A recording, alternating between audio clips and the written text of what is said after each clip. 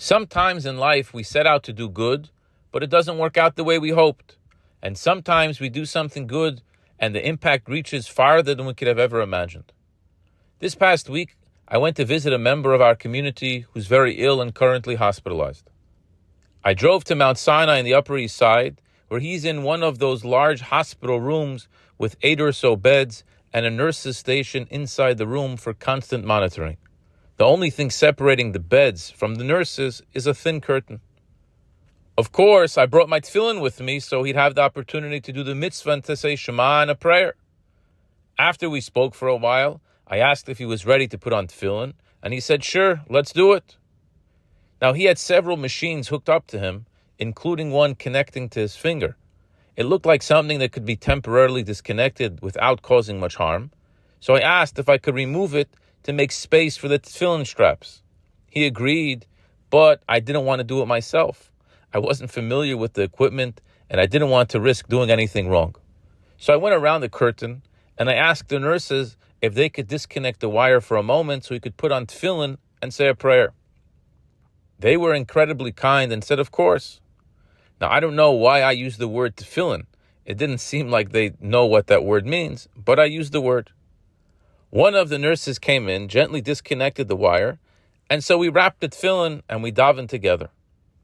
Afterwards, we continued talking, and I shared words of Torah and inspiration.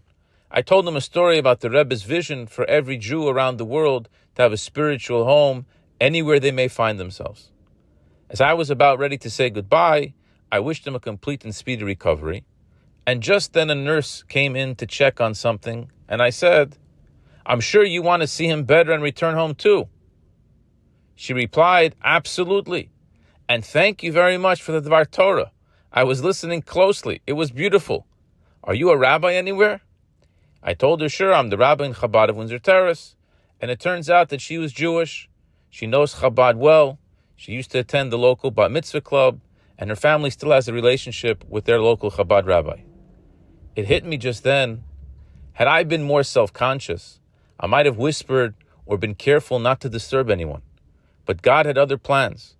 With just a thin curtain separating us, everyone in the room could hear.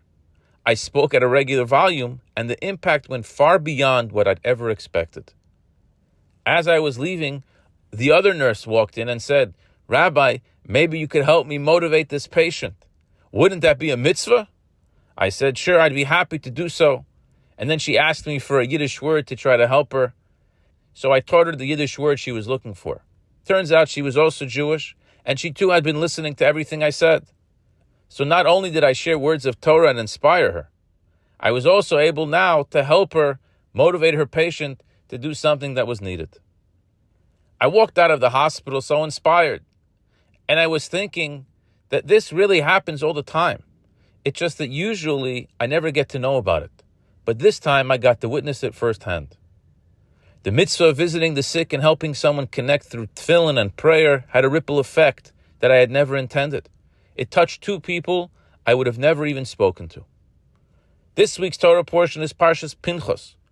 One clear message that we learn from Pinchas, the son of Elazar, the son of Aaron the Kohen, is the power of bold action. We can sit on the sidelines with all kinds of excuses not to get engaged. Or we can stand up, even if we are the only ones to stand up, and become agents of positive change. When we act with conviction and sincerity, our deeds reach deeper and wider than we could have ever imagined. May we all be blessed with good health and happiness. May we rise to the occasion, and may we learn from Pinchas to act boldly in the will of Hashem. I wish you a good Shabbos.